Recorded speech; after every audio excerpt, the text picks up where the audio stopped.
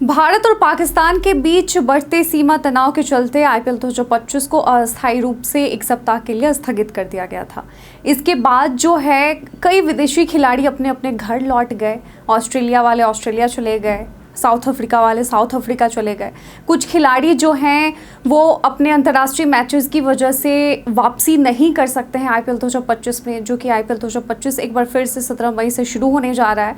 ऐसे में जो ऊहापोह की स्थिति है विदेशी खिलाड़ियों को लेकर के कि वो वापसी नहीं कर सकते अपने अपने फ्रेंचाइजी में, तो ऐसे में जो बीसीसीआई ने आईपीएल के कुछ रिप्लेसमेंट रूल निकाले हैं अस्थायी तौर पर, जिसमें विदेशी खिलाड़ियों को रिप्लेस किया जाएगा उन खिलाड़ियों से जो अवेलेबल हैं फ़िलहाल आईपीएल खेलने के लिए।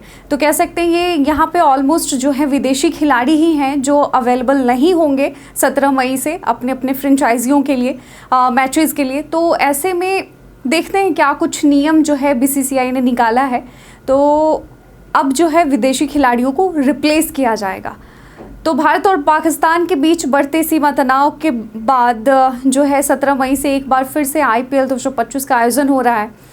तो 17 मई से जो पुनः शुरू होगा आईपीएल, इसका फाइनल जो है वो 3 जून को खेला जाएगा। और इस बीच आईपीएल फ्रेंचाइजियों के सामने सबसे बड़ी चुनौती जो है विदेशी खिलाड़ियों की उपलब्धता को लेकर है, जो राष्ट्रीय प्रतिबद्धताओं और मौजूदा भू राजनीतिक परिस्थितियों के चलते अनिश्चित बनी हुई है। तो ऐसे में आईपीएल में विदेशी खिलाड़ियों की भूमिका हमेशा से ही महत्वपूर्ण रही है। हालांकि इस बार इंग्लैंड, ऑस्ट्रेलिया, न्यूजीलैंड और वेस्टइंडीज़ जैसे देशों के खिलाड़ियों की उपलब्धता पर सवाल खड़े हो गए हैं और इन देशों के खिलाड़ियों के लिए अंतर्राष्ट्रीय मुकाबलों का शेड्यूल पहले से तय है, जिससे उनके आईपीएल के अंतिम चरण में भाग लेने की संभावना कम हो गई है। तो यही कारण है कि फ्रेंचाइजियां और बीसीसीआई दोनों ही स्तर पर इस मुद्दे को सुलझाने की कोशिश कर रहे हैं। बीसीसीआई जहां विदेशी क्रिकेट बोर्ड से संपर्क में है, वहीं फ्रेंचाइजियां अपने अपने खिलाड़ियों से सीधे बातचीत कर रही है। तो इस संकट को देखते हुए बीसीसीआई ने आईपीएल के रिप्लेसमेंट नियमों में अस्थायी बदलाव किया है। तो रिपोर्ट्स के अनुसार जो यह नियम है उसमें अब फ्रेंचाइजियों को अस्थायी रिप्लेसमेंट खिलाड़ी शामिल करने की अनुमति दी गई है। हालांकि एक शर्त यह है कि ऐसे खिलाड़ी अगले वर्ष के आईपीएल सीजन के लिए रिटेन नहीं किए जा सकते।